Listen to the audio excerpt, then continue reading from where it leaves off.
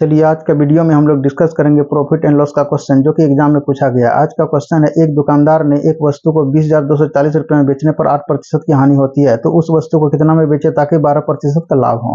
यानी आप ये जो देख रहे हैं ट्रेडिशनल मेथड से बना हुआ है जो कि आप क्लास में बनाते थे, लेकिन आपको इस मेथड का यूज नहीं करना है।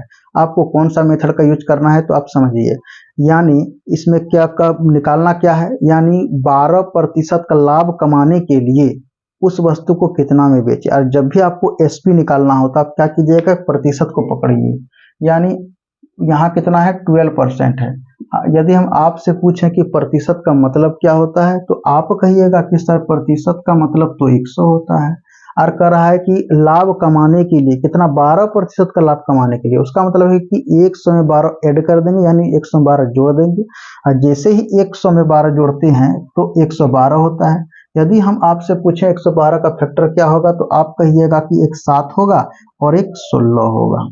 तो चारों ऑप्शन में से जो ऑप्शन 7 से कट जाएगा वही होगा आपका आंसर, और 16 से भी कट जाएगा वही होगा आपका आंसर। तो आपको भाग देने में सुविधा होगा छोटा डिजिट से, यानी छोटा अंक से। तो चलिए 7 से भाग लगाना शुरू कर दीजिए। यानी 7 से जब ए में भाग दीजिएगा तो नहीं लगेगा, बी में भी आपका नहीं लगेगा, यानी आपका सी में लग जाएगा।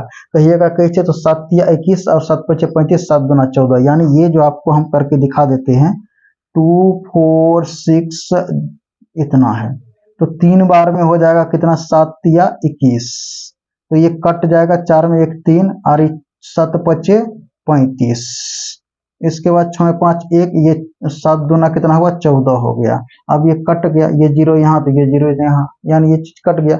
आप कहिएगा कि सर आप कैसे पकड़ लिए, तो आप देखिए यहाँ देखिए, यानी हम क्या किए हुए थे, ये जो ये जाकर के कॉस्ट प्राइस कितना हो गया, इतना था।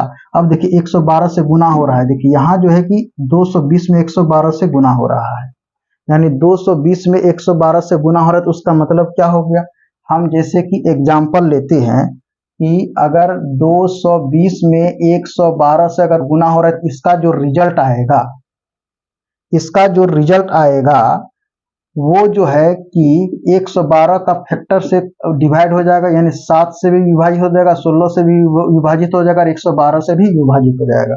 अब जैसे कि एग्जाम्पल के लिए हम लेते हैं कि मान लिया जाए कि 7 हम एक संख्या लेते हैं, 7 में अगर यदि आप गुना कर देते हैं 8 से तो इसका रिजल्ट कितना आया, इसका रिजल्ट आ गया 56। तो 8 का फैक्टर क्या क्या होगा, 8 का फैक्टर 2 होगा, 8 का फैक्टर 4 होगा और 8 का फैक्टर 8 होगा। तो इसका मतलब है कि 2 से भी 56 कटेगा, 4 से भी कटेगा और 8 से भी कटेगा 56। तो अब आप समझ गए